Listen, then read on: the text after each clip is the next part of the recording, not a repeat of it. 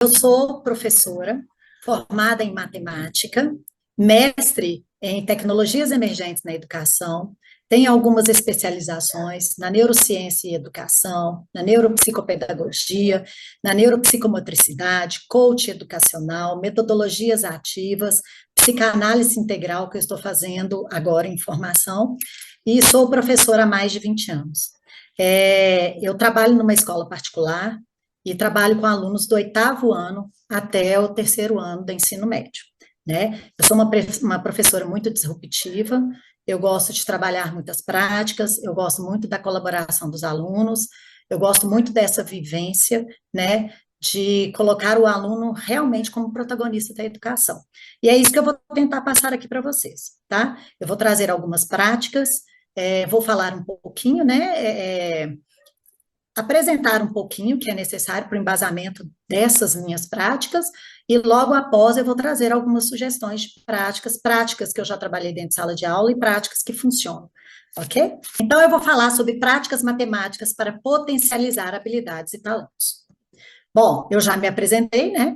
Então, eu sou Juliana Guerra, neuropsicopedagoga e professora. Então, eu vou vir falar aqui um pouco sobre o Renzulli, né?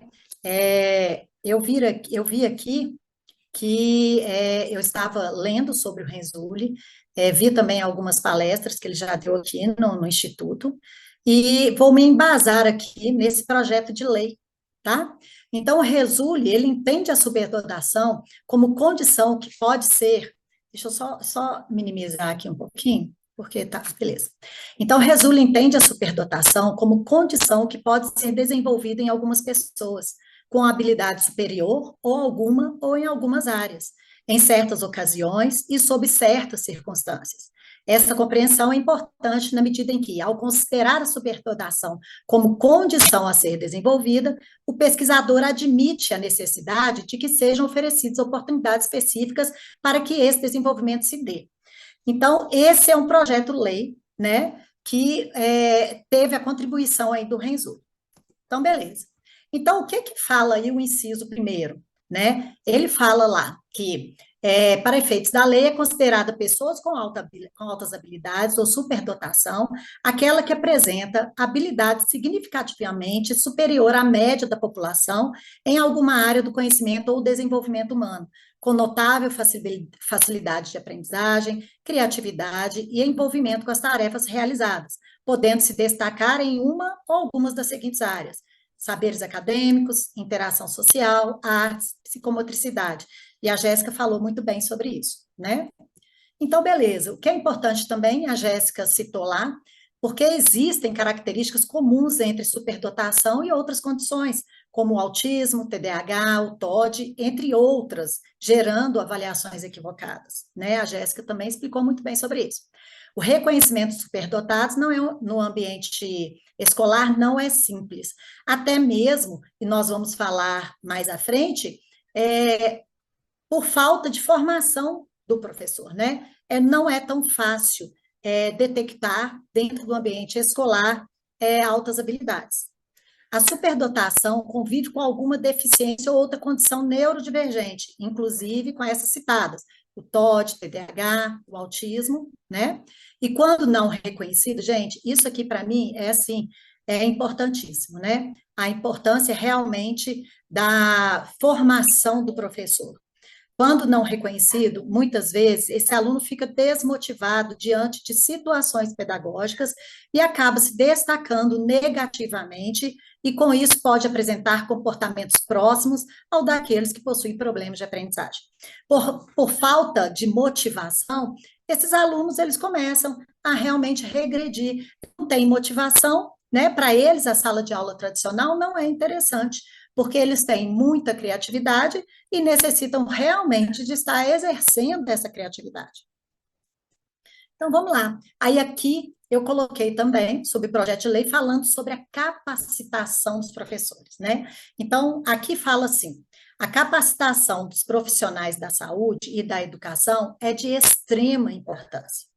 A identificação de crianças com altas habilidades pode evitar erros de diagnósticos, tais como anos de medicação indevida, frustração, depressão, uso abusivo de drogas ou álcool e, especialmente, a falta de oportunidade para o desenvolvimento do imenso potencial do indivíduo, né? Então, aqui é importantíssimo a gente entender, né, e compreender por que que é tão importante o professor ficar em constante formação. Porque, gente, nós convivemos em sala de aula com os alunos 5 horas por dia, talvez até mais do que a própria família.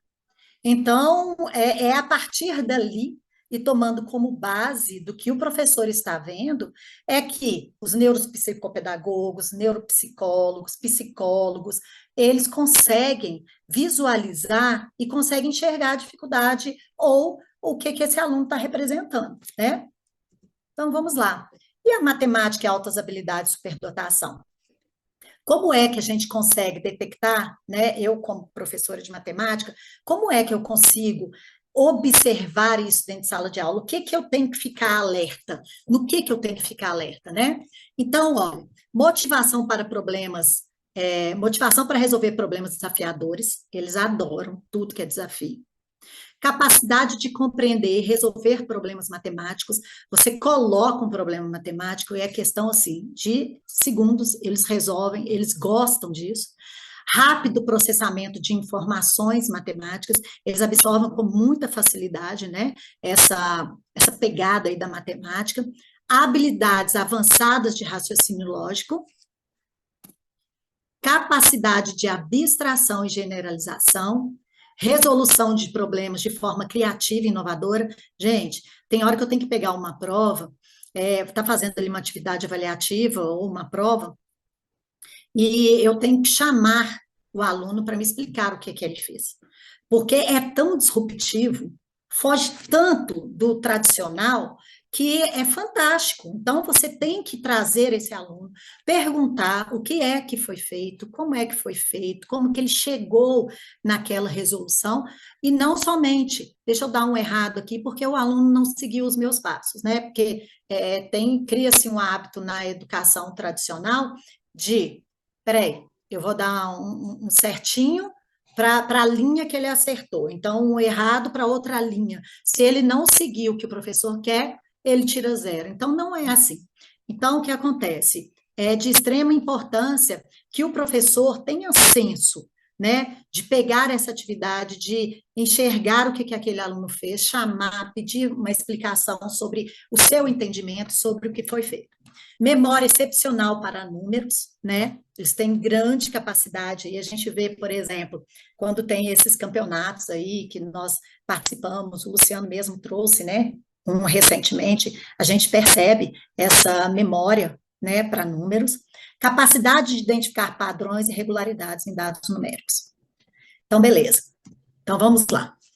Um aviso muito importante. É importante ressaltar que a superdotação e as altas habilidades na matemática não se limitam apenas ao aspecto cognitivo. Esses indivíduos também podem enfrentar desafios sociais, emocionais ou de adaptação, devido à diferença de suas habilidades em relação aos seus pares. Então, eu vou colocar aqui para vocês. Por exemplo, eu tenho uma aluna que ela tem superdotação, né? Tem altas habilidades. Então, a classe, ela exclui essa aluna. Por quê? Porque eles acham que ela está querendo aparecer, eles acham que ela está querendo ser melhor que todo mundo. Então, eles começam a sabotar essa criança e a fazer tudo para que tudo dê errado e para tirar essa criança do sério, né? Então, a importância desse olhar e a importância da gente detectar esses alunos em sala é até por esse motivo. Não somente esses alunos. O professor tem que ter um olhar muito amplo dentro de sala de aula, né? Não existe mais aquele professor que entrava, dava seu conteúdo e que esquecia todo mundo que estava ali dentro. Isso já era, né? Quando a gente bota o pé dentro de uma sala de aula, tenha 5, 10, 30, 40, 50 alunos, nós temos que ter um olhar individualizado. Aí todo mundo pergunta, nossa, que demagogia, né? Porque a gente está trabalhando com 50, com 30, como que a gente enxerga? Nós precisamos ter esse olhar. Nós precisamos. Porque quando a gente pega um aluno que tem esse tipo de necessidade, se nós não fizermos as devidas interferências, a gente pode destruir a vida dessa criança, porque ela sofre bullying mesmo, sofre muito. Essa criança chegou a um ponto da mãe ir numa reunião comigo, e aí a mãe está conversando, e eu falando com ela como que é importante, que essa menina ela é muito líder, tem um senso de liderança muito grande, que isso faz bem demais para os colegas e tal, que ela gosta muito de dar aula e etc. A mãe chama a menina e fala com ela assim: olha, beleza, bacana que você está participando, mas menos, tá? Eu não quero que você faça isso, não, senão seus colegas vão te excluir. Aí eu fiquei assustada, eu falei, gente, deixei a criança sair, falei com a mãe, falei, olha, você mesmo está excluindo essa criança. A sua filha, ela tem dons, e esses dons, eles precisam ser mostrados, e esses dons, eles estão ali para ajudar outras pessoas. A gente precisa mediar, e o que você tem que entender é que não é sua filha que está errada, quem está errada são os outros que estão julgando o conhecimento da sua filha. Então, o trabalho tem que ser feito com as pessoas, para não julgar as pessoas que querem ajudar, tá? Então, vamos lá. Então, aqui, o papel das escolas é isso, a partir do momento que a gente detecta um aluno, esse aluno, ele superdotação em altas habilidades, por exemplo, ele não dá conta da aula tradicional, não dá conta. Daquela aula, o professor chegou, ficou 30 minutos escrevendo no quadro, daí mais 20 falando, e que bate sinal e que o aluno permanece sentado na cadeira e assim vai, que ele fica assim 5, 6 horários. Isso não funciona. Quando a gente passa 20 minutos ali falando, você já observa que ele pega um livro e já começa a ler. Mas ele não deixou de aprender, ele está aprendendo, ele já aprendeu. E também, na minha visão, eu não acho legal esse aluno pegou o livro e você guarda o livro. Olha aqui, você tem que prestar atenção. Poxa, ele já aprendeu, ele já deu conta. Então, nós precisamos realmente de ter um olhar diferenciado para cada indivíduo. E explicar também para os demais que cada um dentro de sala de aula é único e que cada um precisa tomar conta da sua própria vida. Não tem que ficar preocupado se o outro pegou o livro, se o outro está questionando demais, se o outro está perguntando demais, né? Então, quando a escola detecta esse aluno de altas habilidades e superdotação em sala de aula, a gente precisa ter esse olhar. Então, aula tradicional não funciona.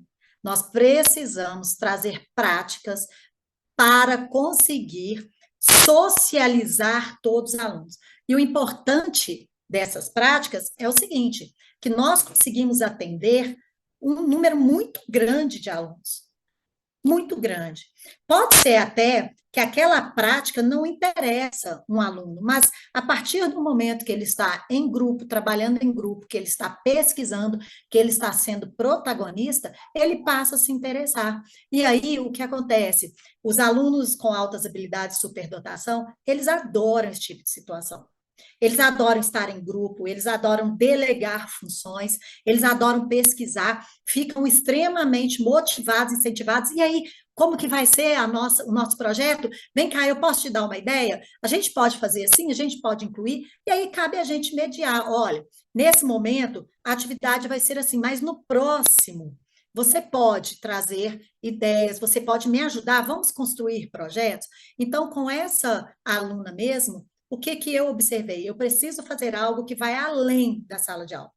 Então, eu sugeri a ela, vamos criar um grupo de estudos? Aí ela ficou sobre, eu falei assim, práticas, mas práticas criadas por você.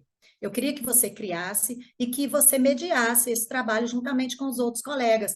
Aí ela ficou extremamente feliz, né? Extremamente motivada para poder estar trabalhando além da sala de aula, né?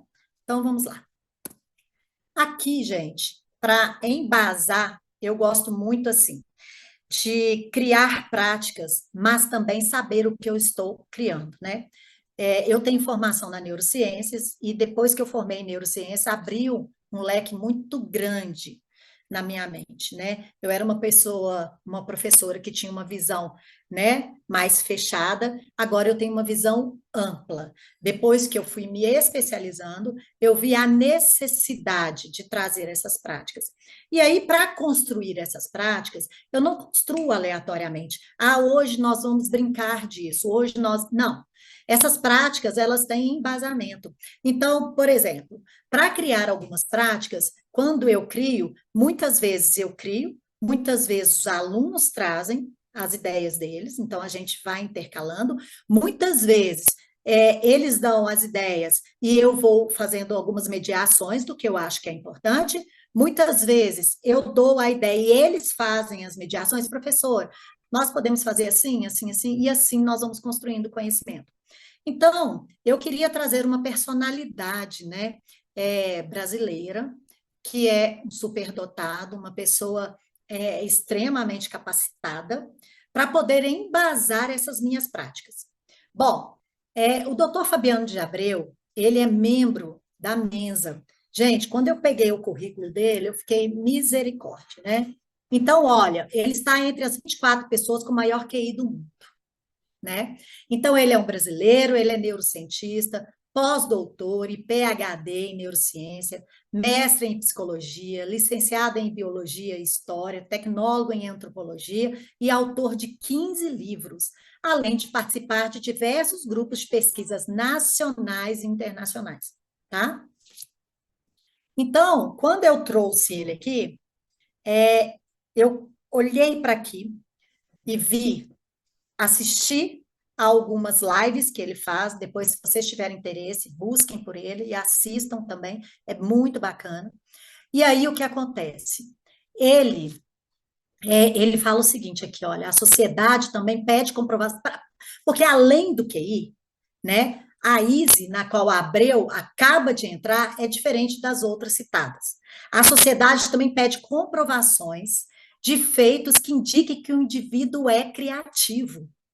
Então, não basta saber matemática, não basta saber contas, não basta saber contas, fazer contas e expressões, ter um raciocínio lógico, né? O que acontece? Nós precisamos motivar esses alunos, nós precisamos mostrar para eles e abrir um leque para que eles consigam ser criativos. Porque o conhecimento, gente, é isso. Não é à toa que chama conhecimento, né? As pessoas vão agregando coisas, conhecimentos, né? Por isso que é importante o trabalho em grupo, é importante o trabalho dentro de sala de aula. Então, quando eu vi aqui, olha, que precisa ser criativo, eu falei, gente, é a partir daqui. E quando eu assisti a live dele, ele falou tudo que eu precisava. E eu também já tinha conversado com outro amigo, que também é superdotado. Eu peguei, tem superdotação, eu também peguei as minhas práticas e falei: o que que você acha? Eu consigo trabalhar dentro de sala de aula, onde eu vá atender alunos típicos e atípicos? Eu consigo atender alunos com superdotação e altas habilidades também? Quando ele pega as atividades, ele falou: pode ir. Pode ir, que esse é o caminho. Esse é o caminho da criatividade, esse é o caminho do protagonismo, esse é o caminho da pesquisa, né? Então, o aluno vai aplicar todo o seu conhecimento e vai aprender a ser um aluno protagonista, a pesquisar, e é isso o que o nosso colega fala, né? Olha que bacana. Como músico que cria os arranjos de forma criativa, ou o profissional que cria um conceito inovador para revolucionar o seu negócio. Então, eu explico o neurocientista da revista Exame, tá? Então, aqui, as pessoas, além de ter todo o conhecimento e de ter um QI, ele precisa ser criativo. Bom, e de acordo com o Fabiano, ele fala o seguinte: o cérebro dos superdotados, o cérebro com mais conexões nos hemisférios cerebrais, sinapses mais fortalecidas, maior velocidade de processamento de dados, emoções com mais intensidade e complexidade de pensamentos, tá? Então, ele fala também sobre a superdotação, interesses diferentes nas conversas, segurança no conhecimento, mas insegurança em outras áreas. adoram ajudar pessoas, e quando eu estava vendo a Jéssica falando, né, ela falou de criatividade, de se manter motivado e de ajudar, de empatia, né? Eles amam ajudar as pessoas. Então, por isso que muitas vezes o grande lance de querer ajudar, dessa empatia, é confundida pelas outras pessoas como essa criança querendo aparecer, está querendo se mostrar, tá? E um comportamento mais intensificado. Bom, e agora 4 frases que ele falou e que eu fiquei apaixonada, que eu acho que a gente tem que levar para a vida, não só os superdotados e altas habilidades, mas todos nós. Viver e fazer merecer a sua vida. Transformar pensamentos em ações. Fazer jus ao dom que nos foi dado. Ajudar o mundo. Ele fala assim: se Deus me deu esse dom, eu não posso ficar deitado no sofá. Se Deus me deu esse dom, eu tenho que ajudar para melhorar o mundo. Eu tenho que deixar legados, não somente para os meus filhos, deixar legados para mais e mais gerações. E também para que outras pessoas, através da minha pesquisa, possam dar sequência. Tá? Então, nesse embasamento, e no que a Joy Boller fala, aqui no que a Joy Boller fala, que educar sem rotular, sem criar barreiras ou limites. Esse é o desafio. Uma mente livre em constante desenvolvimento e crescimento é o que desejamos de nossos alunos.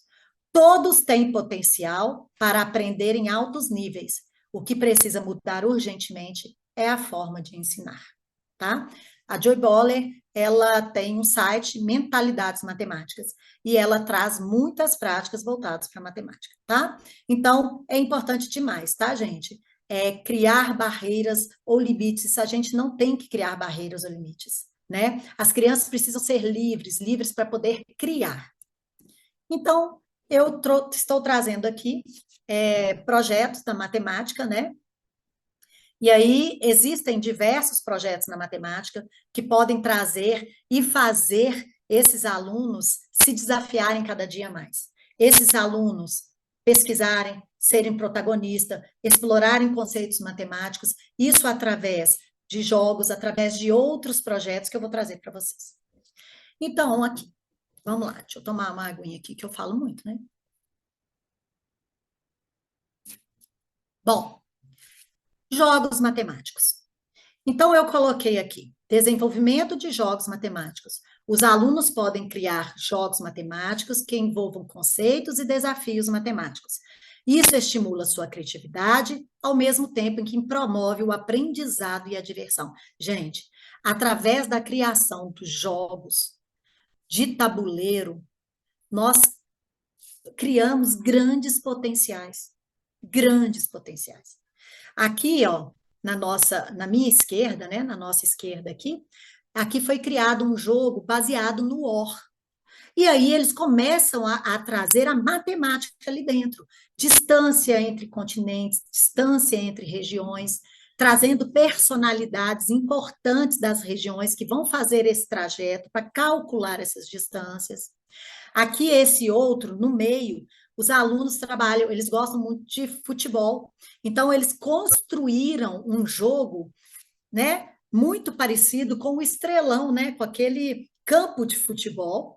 Então, os meninos têm que criar estratégias para poder conseguir chegar e fazer o gol.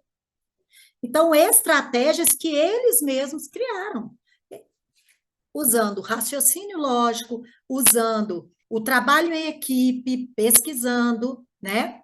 Esse aqui da minha direita, Minemática dos Jogos, foi criado por uma aluna com altas habilidades. Ela criou um tabuleiro, esse tabuleiro é o Minecraft, eu não sei se vocês estão percebendo aqui, é um Minecraft, tá? Ela trabalhou frações e ela estava com 3 outros colegas.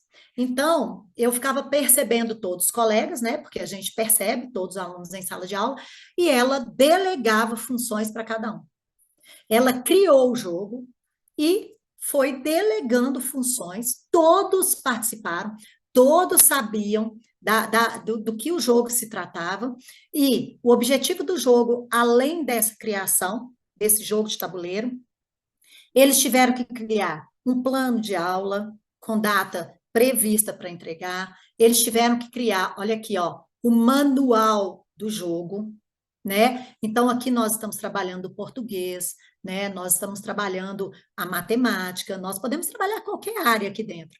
Inclusive, todos os bonequinhos desse jogo Minecraft, né, aqui dela, que ela chamou de Minemática, foi ela quem fez. Ela fez todos os bonequinhos de biscuit. E todos quadradinhos, porque o Minecraft é todo quadrado, né? Todo feito com objetos quadradinhos e da forma geométrica, né? Cubo, paralelepípedo e etc. Então, aqui a gente já trabalha uma porção de conteúdo, se eu quiser fazer trabalhos interdisciplinares com português, com outras áreas, geografia, história, a gente pode trabalhar imensamente. Bom, o que que esse jogo traz para a gente de benéfico aí? Desenvolvimento do raciocínio lógico, capacidade de análise crítica, a habilidade de abstração, atenção, resolução de problemas, concentração, promove a colaboração e o trabalho em equipe, compreensão e aprimoramento da matemática, competência da comunicação e o trabalho em equipe também, entre outras coisas mais, né? Então, às vezes o aluno está criando um jogo, a família ou alguém que não entende entra e fala assim, ah lá, tá brincando. Não, não tá brincando. Quer dizer, ela está brincando, mas brincando com objetivo, né? Não é uma brincadeira por brincadeira, é uma brincadeira com objetivo, tá bom? Ó, e essa aluna, esse projeto para ela foi, assim, a sensação, tá? Ela amou e todo dia, qual é outro projeto, qual é outro projeto. Então, é impressionante as criações, tá? Bom, outro projeto também criado, e esse aqui é bacana, a gente consegue trabalhar uma série de coisas, é a participação de filósofos e cientistas no processo do ensino da matemática, tá? Então, eu vou ler aqui a partezinha que eu coloquei para depois explicar para vocês. Estudos sobre filósofos matemáticos. Os alunos podem escolher um filósofo matemático famoso e realizar um estudo detalhado sobre ele. Eles podem investigar a relação desses filósofos, cientistas, com suas aplicações e as implicações matemáticas. Podem fazer as apresentações de forma criativa. Então, esse trabalho em específico, os alunos não puderam trabalhar com nenhum tipo de tecnologia. O que aconteceu? Eu levei para a biblioteca, tiveram que pesquisar em enciclopédia, não sabiam que era enciclopédia, tiveram que pesquisar em enciclopédia, tiveram que fazer a pesquisa em folha de papel ao maço, criaram todo o processo em cartolina, papel craft, cada um tinha que fazer uma apresentação diferente. Tá? Então, os alunos cooperam uns com os outros, que buscam, no primeiro momento, aquele impacto. Mas nós não podemos usar celular? Como é que faz um trabalho com cartolina? Como é que faz isso? E aí, gente, a partir dessas pesquisas dos filósofos, e por que eu trouxe esse tema? Porque quando a gente fala da matemática, eles ficam, de onde é que você tirou isso? Né? Quem é que construiu isso? Quem é que criou isso? Acha que a gente fez assim e, né, as contas apareceram, as fórmulas foram criadas aleatoriamente. Então, a partir do momento que a gente traz essa realidade dos filósofos, né, e que eles, naquela época, conseguiram trazer boas informações para a gente, né, eles começam a entender a matemática. E a nossa aluna, que tem altas habilidades, foi a primeira coisa que ela falou. Ela falou, professora, eu posso ser um desses? Eu falei, pode. Você pode ser um desses. Então, nós precisamos realmente deixar legados para o que os outros possam dar continuidade nas nossas construções, tá? Então, essa pesquisa sobre os filósofos pode ser linkada com a arte, com a história, com a filosofia, com a geografia, entre outros mais, tá? E o que a gente trabalha aí nesse trabalho sobre os filósofos? Desenvolvimento raciocínio lógico, capacidade de análise crítica, habilidade de abstração, atenção, concentração, promove a colaboração e o trabalho em equipe, compreensão e aprimoramento da matemática, competência de comunicação, escrita, né, leitura, pesquisa, né, entre outras coisas mais. Bom, a importância da matemática na arte. Aqui é um outro projeto que dá para a gente trabalhar assim maravilhosamente bem. Então, aqui eu sou mineira, sou de Belo Horizonte, nós tivemos nós temos, né, várias apresentações e duas me fizeram pensar nesse projeto. Uma foi a arte cibernética, então era toda voltada para tecnologia, e a outra foi a apresentação de Van Gogh. Então, é, apresentar a obra para o aluno é muito importante. Quando nós chegamos e fomos apresentar essas obras, os alunos não conheciam ainda, já tinham ouvido falar, mas não conhecia a história, e foram se inteirando, inteirando, e essa apresentação é muito bonita, é ampla, aí a gente já começa a viajar ali dentro, formas geométricas, né? Nossa, professor, olha a quantidade de formas geométricas, olha o quarto que Van Gogh pintou, por que que ele pintou, qual que é a interpretação dessa obra, qual a leitura dessa obra, e aí foram surgindo várias ideias, foram surgindo. Quando nós saímos dessa ida lá, eu perguntei, o que que vocês aprenderam? Aí um aluno virou e falou assim, olha, quando eu entrei, eu não conhecia Van Gogh, eu não tinha interesse pela arte. Agora que eu saí, eu estou vendo que eu estou tendo a necessidade de pesquisar sobre ele. Aí eu falei, ah, que bacana. E o que que você enxergou da matemática? Ele falou, enxerguei muitas coisas. Enxerguei formas, figuras geométricas e como que eles faziam isso tão bem numa época em que não tinha tecnologia nenhuma. Então, nós começamos a pesquisar e a trazer projetos referentes à arte dentro da educação matemática, né? Aí eu coloco ali, olha, estudo sobre a importância da matemática na arte, incentivar os alunos a visitar exposições e museus e fazer leitura das obras, explorar a relação entre geometria e arte. Os alunos podem criar obras de arte usando formas geométricas, padrões e simetria com diferentes técnicas e materiais, como dobraduras, pinturas, biscuit, argila, gelo ou colagens. Tá? Esse trabalho aqui também é um trabalho muito bacana, tá? De muita pesquisa, muita interpretação. Bom, nós trabalhamos também a área de desenvolvimento lógico, capacidade de análise crítica, habilidade de abstração, atenção, criatividade, concentração, pensar de forma holística, compreensão e aprimoramento da matemática e promove também um trabalho toda em equipe. Porque, gente, era um questionando o outro, um perguntando para o outro se ele tinha enxergado alguma coisa de diferente. É muito bacana. Bom, vamos lá para o próximo. A importância da matemática na música. Foi outro projeto muito grandioso, né? Surgiu também da necessidade de um aluno que, quando eu chegava em sala de aula, ele tinha necessidade de tocar violão, e aí as pessoas não davam muita importância. E aí eu cheguei na sala, falei com ele, vamos fazer um projeto da música? Ele falou, vamos. E aí ele falou comigo assim, você pode me chamar de Elvis. Aí eu falei, beleza, Elvis, então o que que você quer trazer aí pra gente? E aí ele começou a criar repertórios do Elvis. E aí eu fiquei empolgada com aquilo, porque cada dia que ia passando, esse menino ia trazendo coisas maravilhosas, eu filmava, ele ia de sala em sala, e a voz muito parecida com Elvis, e etc. Aí eu criei o projeto. Falei, então vamos criar o projeto. Nós precisamos entender sobre a música e depois vocês vão criar uma paródia sobre essa música. Beleza. Aí ele falou comigo, eu posso trazer meu primo, que é música? Eu falei, pode. O primo, que é esse aí que está na nossa fotografia, nessa época que ele era estudante da UFMG, ele veio e mostrou para os meninos qual que era a ligação da matemática com a música.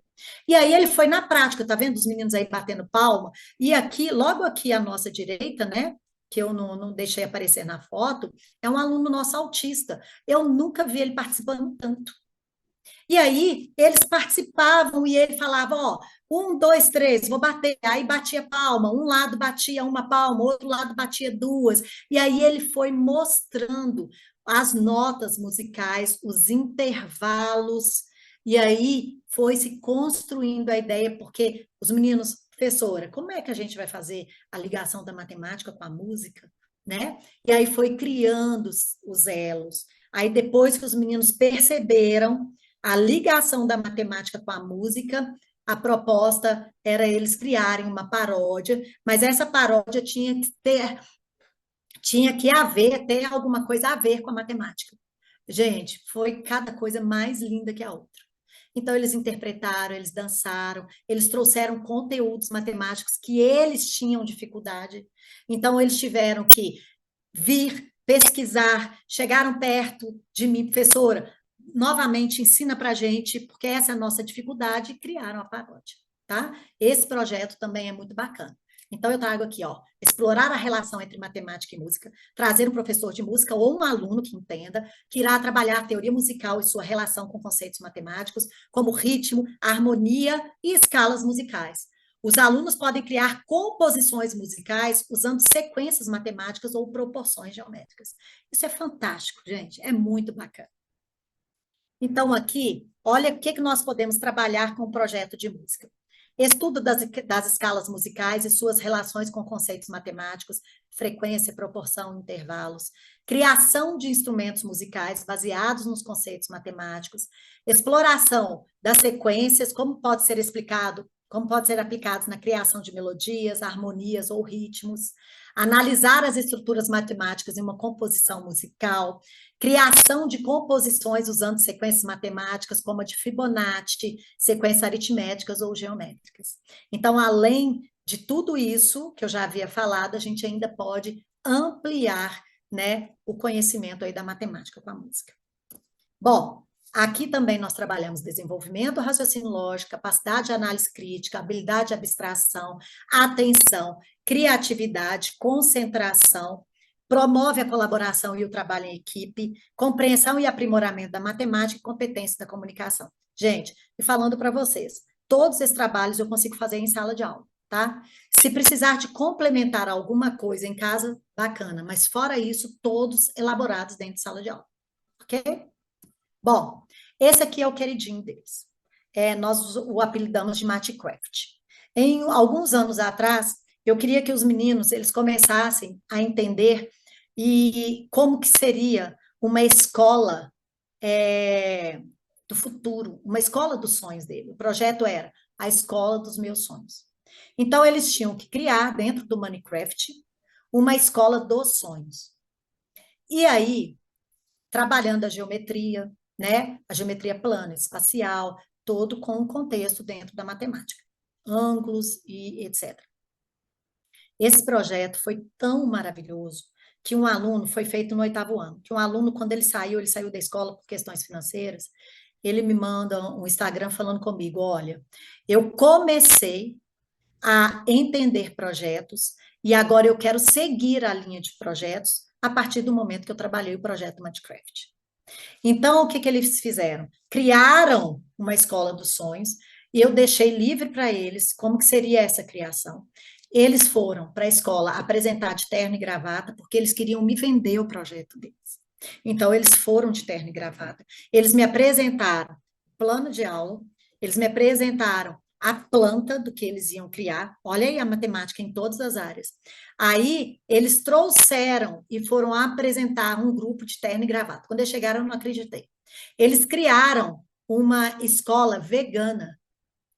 E aí, gente, a escola só podia vender alimentos veganos e a escola tinha toda uma estrutura com árvores, com plantas, animais e etc.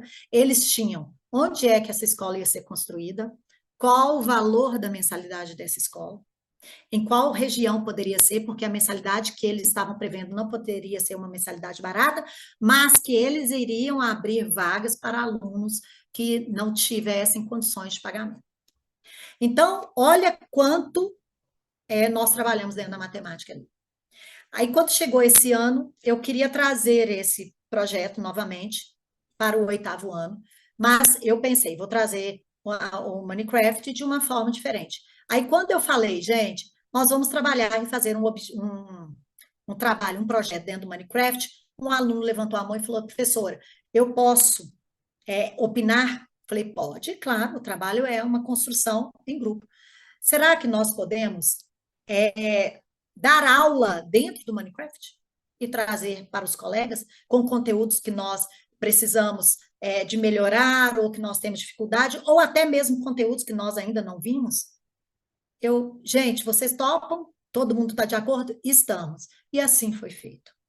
Então, eles ainda estão no processo dessa construção, eles vão me apresentar o trabalho agora, em novembro, mas é fantástico. E aí, professora, deixa eu te falar, como que eu construo? Professora, aí fiz toda uma demonstração, mostrei para eles né? Como que seria, o que que eles, quais conteúdos que eles poderiam trabalhar, eles foram além dos conteúdos que eles, da série deles, e essa minha aluna, que tem altas habilidades, ela falou, professora, eu posso inovar? Eu falei, você pode fazer o que você quiser dentro do nosso objetivo. E aí ela falou, eu vou ser a melhor. Aí eu falei, ah, eu espero que você seja bem mesmo, seus colegas também têm grandes capacidades, e aí tem outros colegas também, e ela adora jogo, ela adora Minecraft, ela adora jogos de desafios, e aí ela falou comigo, eu vou te surpreender. Aí eu falei, mais uma vez? Aí ela falou, eu vou te surpreender. Então, olha para você ver, né? A capacidade desses meninos, o interesse que eles ficam. Então, esse é o único trabalho que eu não consegui fazer dentro de sala de aula, porque eles precisam de usar o Minecraft, até poderia ser no celular, mas é uma demanda muito mais demorada. Então, eles estão encontrando, eles estão reunindo, eles estão pedindo que eu ajude em algumas situações, eu ajudo. Eles vão trazer desafios dentro do Minecraft para poder ensinar a matemática dentro do Minecraft, tá? Então, o objetivo desse projeto é discutir e fortalecer o conteúdo matemático ao priorizar o protagonismo do aluno e o trabalho em equipe. A escolha da plataforma Minecraft se dá para ser baseada em jogos que estimulam a aprendizagem criativa e inclusiva por meio da brincadeira. Explorar mundos cheios de blocos abre novas maneiras de abordar qualquer disciplina ou desafio. Gente, e eu vou falar mais para vocês. Tem os colegas que falam assim: eu não vou trabalhar projeto, não vou trabalhar nada diferente, sala de aula invertida, não vou trazer nada, nenhuma metodologia, porque pai gosta de muita atividade, muito para casa, muito isso, muito aquilo. Eu não vou trabalhar, não, porque pai vai reclamar. Tem 12 anos que eu estou nessa instituição e tem 12 anos que eu faço projetos, trabalho atividades com os meninos dentro de sala de aula, eu nunca tive uma reclamação. Nenhuma reclamação. Pelo contrário, eu só tive elogios, são os meninos se enturmando muito comigo, os pais também. Então, isso realmente, porque os meninos estão aprendendo. Eles não estão deixando de aprender. Contrário do que as outras pessoas pensam, né? Então, olha aqui, o que eu posso trabalhar com Minecraft? Eu posso trabalhar estruturas geométricas, figuras planas e espaciais, ângulos e simetria. Eu posso trabalhar probabilidade, mapas, coordenadas cartesianas, localizações de pontos, distâncias e direções. Eu posso trabalhar padrões e sequências, progressão aritmética e geométrica. Eu posso fazer criação de desafios, foi eles que trouxeram, e criação de problemas. Ok? Então, dentro do Minecraft, com esse trabalho, com esse projeto, o que a gente trabalha? Gerenciamento de recursos, desenvolvimento do raciocínio lógico, capacidade de análise crítica, habilidade de abstração, atenção, criatividade, concentração, promove a colaboração e o trabalho em equipe, compreensão e aprimoramento de conteúdos matemáticos, planejamento e organização. Também aqui, na mesma situação, plano de aula, planta do que vai estar fazendo, tudo com datas previstas, muito bem organizada e com objetivos de aprendizagem, tá bom? Campeonato de xadrez, né? Esse é o queridinho. O xadrez é uma atividade que pode trazer muitos benefícios para os alunos em idade escolar. Além de ser uma forma divertida de passar o tempo, o xadrez pode ajudar no desenvolvimento de habilidades importantes. Então, aqui, nós temos um aluno aqui, que ele tem uma capacidade enorme, eu acho e eu acredito que ele tem altas habilidades, o raciocínio muito lógico, uma criança, um adolescente que pensa fora da caixa, que tem grandes insights, que gosta de tudo que é proposto, que está sempre assim presente, gosta de delegar funções também, e é um aluno bacana. É uma das provas que eu tenho que pegar e falar, vem aqui e me mostra como é que é. Quando eu estou ensinando, ele fala comigo, eu posso resolver assim, e ele vai falando outras estratégias e mais, e eu vou pegando, nunca pensa da forma tradicional, tá? Ele, inclusive, ganhou o xadrez e a capacidade de concentração dele assim, fora do normal. Em todo o processo eu estava perto, eu estava observando todos os alunos e nada tirava a concentração dele do jogo. Foi impressionante. Bom, Então, o que trabalha ali no xadrez? Pensamento estratégico, desenvolvimento do raciocínio lógico, capacidade de análise crítica, habilidade de abstração, atenção, criatividade, concentração, capacidade de lidar com a pressão, resolução de problemas, planejamento e organização. Bom, agora aqui eu vou trazer uma parte que eu adoro, né? Deixa eu só tomar um pouquinho d'água aqui. Mentoria e colaboração, né? Eu coloquei aqui, olha, oportunidades de mentoria, onde os participantes compartilham conhecimentos. Isso cria um ambiente de colaboração e aprendizado mútuo, onde todos se beneficiam das habilidades e experiências uns dos outros. Todos os alunos adoram esse tipo de situação. Todos não, a grande maioria. Os alunos com altas habilidades, mais e mais, né? Porque eles gostam realmente de ir ao quadro, de mostrar realmente a sua capacidade, de desvendar mistérios. Então, todos eles, olha aqui que bacana, você lança um desafio, todos participando, tá? Sem a intervenção do professor, eles discutem uns com os outros, eles estão ali no quadro, um está aqui atrás, pensando, está falando, eles não podem usar celular, eles têm que realmente entender o processo e repassar para os colegas. Aqui dentro de sala de aula, olha, um aluno ensinando para o outro, olha a imponência que fica o aluno, né? Olha a imponência. Quer dizer, a outra colega pediu ajuda, ela está aqui. Se você precisar de mim, eu estou aqui, e o tempo todo, gente, é impressionante. Eu tenho o trabalho da elaboração e de ficar fazendo a mediação. Mas os demais, eles me ajudam imensamente. Então, eu passo a ter tempo para poder ajudar outras crianças com maiores necessidades. Então, é você delegar a função. Professora, você não precisa nem de me perguntar. É atividade, você vai levantar, você vai fazer. E aí, eles começam nesse processo de colaboração. Isso é muito bacana. O crescimento é enorme, né? E aí, juntamente aqui, eu trouxe espaço colaborativo de matemática avançada. Aqui dentro, eles trazem conteúdos em que eles percebem que tem um grau mais elevado, e aí eles começam a trabalhar também sem uso de celular. A gente traz, eu deixo assim, ora eu falo, ora eles vão trazendo ideias, eles pegam questões do Enem, eles vão discutir como é que essa pessoa pensou ao criar essa questão, quais são as possibilidades de acertar, das alternativas, como que se resolvem esses problemas, e vão trazendo outros desafios. Vão trazendo questões, vão trazendo grandes desafios para que eles possam discutir entre eles de uma forma totalmente aberta. E tem mais, gente, adoram a disputa. Vocês estão vendo aqui que aqui tem um grupo de meninos e aqui de meninas.